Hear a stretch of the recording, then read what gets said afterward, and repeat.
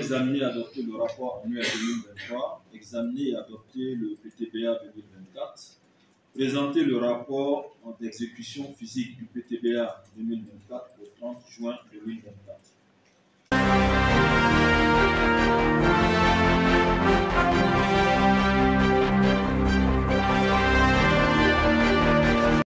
Je me réjouis donc des bilans positifs qui ont été présentés, que ce soit pour l'année 2023 et du bilan à mi-parcours 2024, malgré le contexte difficile que nous connaissons tous.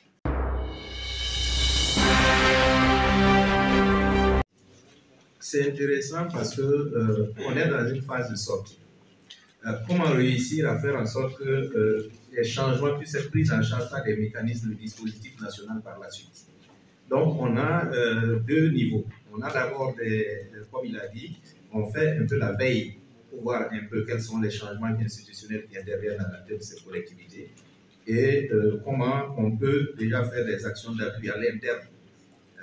Il y a ce qu'on appelle un peu l'appui par les pairs. L'intervention de M. Bado, Débier, qui parlait de l'approche globale de résolution des conflits et il souhaitait que on puisse échanger pour essayer de capitaliser les expériences. Nous sommes disponibles et à la suite de cette rencontre, nous pourrons prendre attache avec eux pour pouvoir peaufiner ce qui peut l'être fait.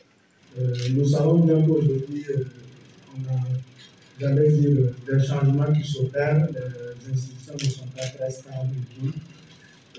Ce qui m'amène à demander à ce qu'on mette en place, j'allais dire, un processus de telle sorte à chaque fois qu'on opère des changements, qu'on a un certain nombre de personnels qui arrivent, qu'on puisse reconduire, j'allais dire, ces formations-là à leur profil pour les mettre au diapason, à la même hauteur d'information que les anciens qui sont déjà.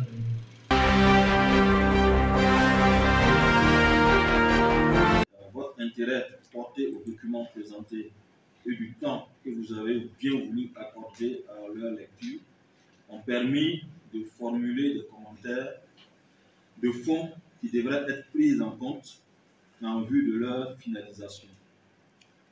Le rapport 2023 ainsi que le PTBA 2024 ont été adoptés sous réserve et j'invite la DDC ainsi que les mandataires à faire de la finalisation de ces documents une priorité.